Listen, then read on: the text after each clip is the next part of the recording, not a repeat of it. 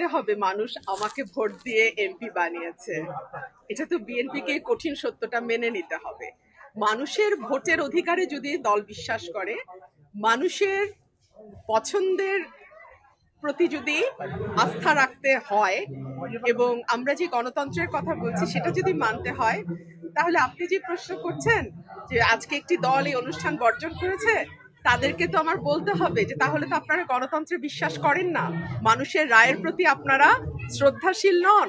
তাহলে 17 বছর কিসের জন্য আন্দোলন করেছেন?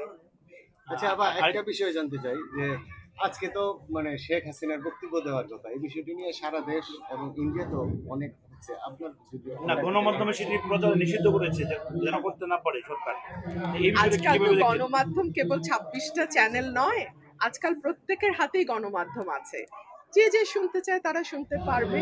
এভাবে তো আসলে কারো বক্তব্য প্রচার বন্ধ রাখা যায় না। আমরা শেখ হাসিনার আমলে দেখেছি যে জনাব তারেক রহমানের বক্তব্য প্রচার নিষিদ্ধ ছিল এবং সেটা কোর্টের আদেশ দিয়ে নিষিদ্ধ ছিল। সেটা যদি গণতন্ত্র না হয়, তাহলে এটাই বা কি করে গণতন্ত্র হয়? গতকালকে ছাত্র শিবির এবং ছাত্র দলের মধ্যে ব্যাপক সংঘর্ষ হয়েছে, অনেকে হতাহত হয়েছে। এটা কিসের আলামত দেখছেন আপনি? আমি ছাত্র শিবিরেরও না, ছাত্র দলেরও না, এটা নিয়ে আমার কোনো বক্তব্য নাই।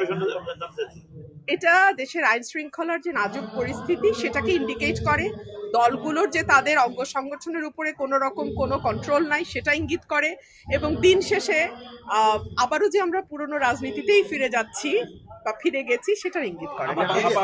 রাজনীতিতে কোনো প্রভাব পড়বে কিনা আগে উনি বক্তব্য দেন, তারপরে বোঝা যাবে কি প্রভাব পড়ছে। এটা তো আগে বলা যাবে না। টক শোতে দেখেছি আপনি বলেছেন যে উনি ফিরে আসবেন। নিশ্চয়ই, কারণ আমি দেখুন উনি বাংলাদেশের নাগরিক, ওনার পরিবার এবং ওনার বাংলাদেশের রাজনীতিতে দীর্ঘদিনের অবদান আছে এবং ওনার পরিবারকে সপরিবারে হত্যা করা হয়েছে এবং বাংলাদেশের স্বাধীনতা সংগ্রামের তখন আওয়ামী লীগ ছিল একমাত্র রাজনৈতিক দল। তো সকল কিছুর বিবেচনায় ওনার বয়সও হয়েছে।